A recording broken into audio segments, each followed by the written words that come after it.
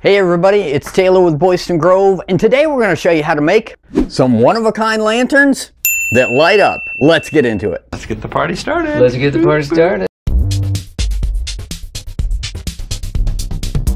Father's Day is right around the corner, and I know these lanterns aren't necessarily Father's Day type projects, but since I'm making more than one, I'm going to show you a version that your dad might really appreciate. This is the way. I'm going to be making my lanterns with the help of my Longer Ray 5 laser engraver. If you've been really thinking about getting a laser engraver, now is a perfect time because Longer is holding a Father's Day sale that is going on right now all the way through June 19th. Just hit the link below to check out everything they have on sale and make sure to use the promo code BG10 to get an extra $50 off. That's BG10 to get $50 off your purchase. Now let's get into the project.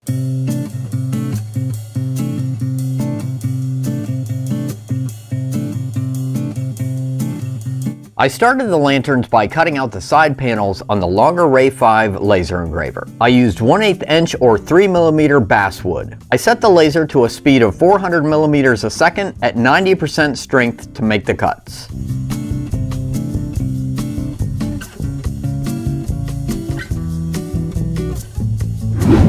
I worked up 2 sets of designs on Photoshop to make 2 different lanterns.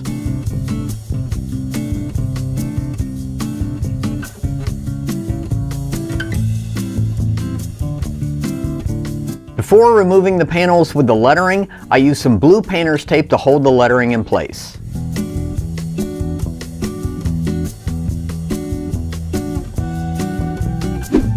Once I had the panels out, I added more tape to the back side so I could remove the tape from the front and sand the panels.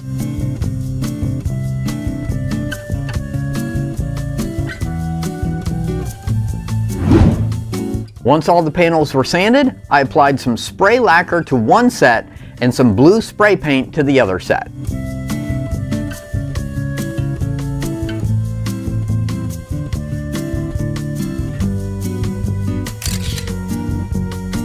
I'm gluing the panels to plexiglass, so I cut up some squares of 1/8 inch plexiglass on the table saw.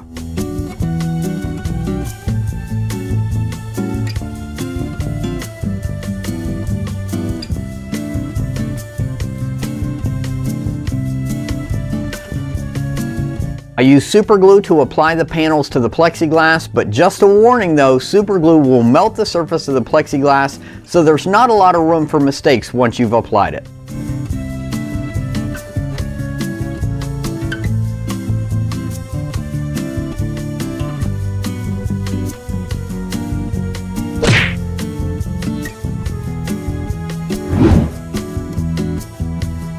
For the panels with the lettering, I reapplied the tape to the front so I could remove it from the back and use the panel itself to keep the lettering in place as I glued it. Quick thinking.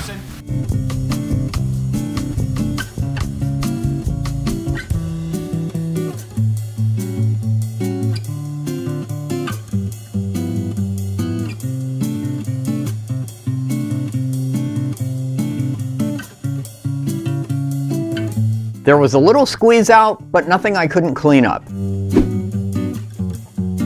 With all the panels glued up, I applied some sticker or label paper to the back of each one to diffuse the light that will be in the lantern.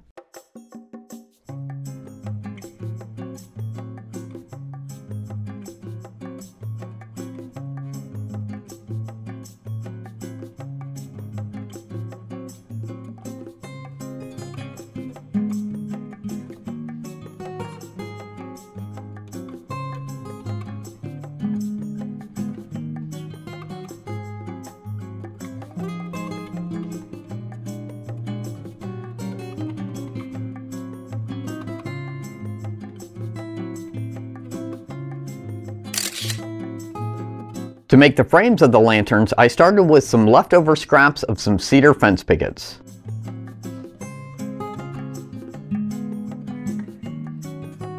I cut 1 1/4 inch wide strips and cut a 1/4 inch rabbet in one side that will hold the panels. Then I set the saw blade to 10 degrees and put a bevel on what will be the front side of the frames.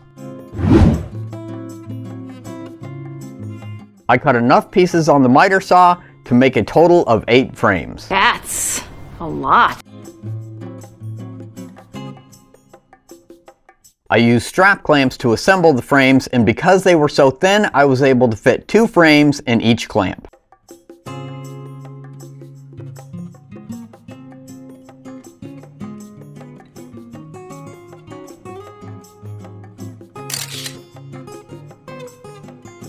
I cut up some 3/4 inch pine to make the lantern bases and tops.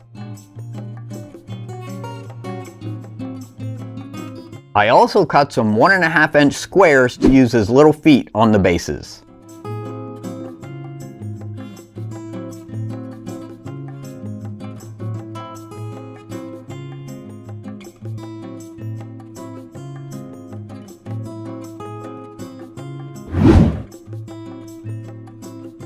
Lastly, I cut some 2-inch pieces of a 4x4, and with the blade still at 10 degrees, I very carefully cut each side of the 4x4s. We're being very careful.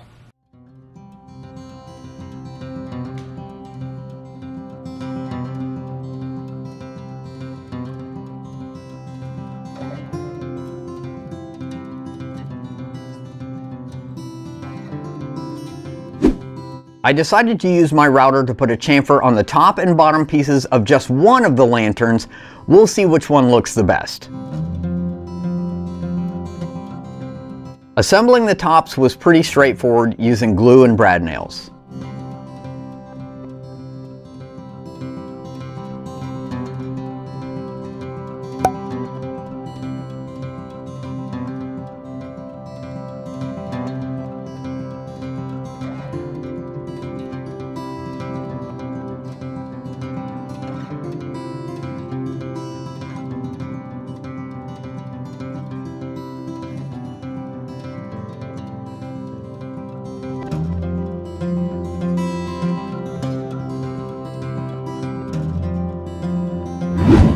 Once the frames were dry, I set the table saw blade to 45 degrees and cut the 2 long sides of each frame.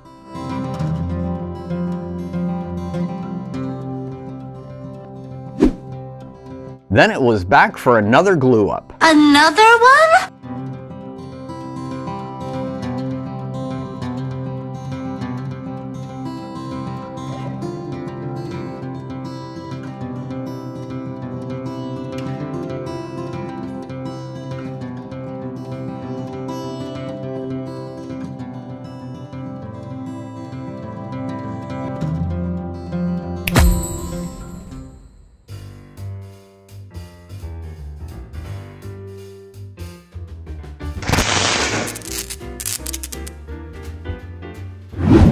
Once the frames were dry again, I cut the 4 corners of just one of them to match the base and top that I had put the chamfers on.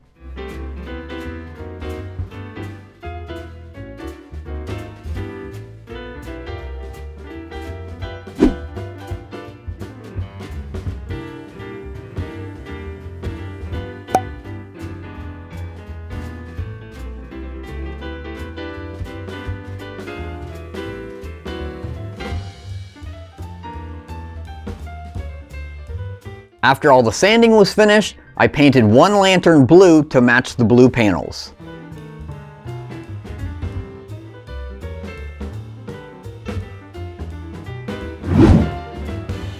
And I stained the other lantern with some mahogany gel stain to go with the lighter panels.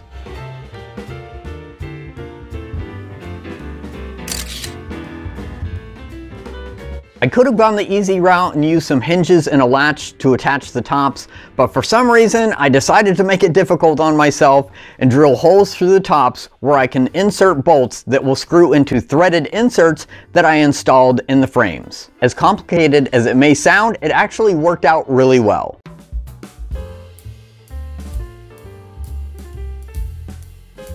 To glue the panels in place, I use this clear Gorilla Glue that I've never used before. It kind of reminds me of E6000. We'll see how it works out.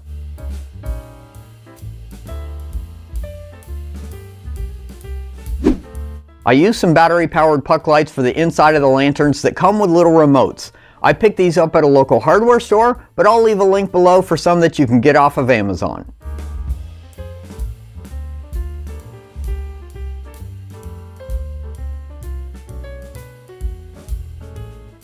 Last but not least, I attached a clamp and a ring to the top of each lantern. I found these in the rope section at Home Depot.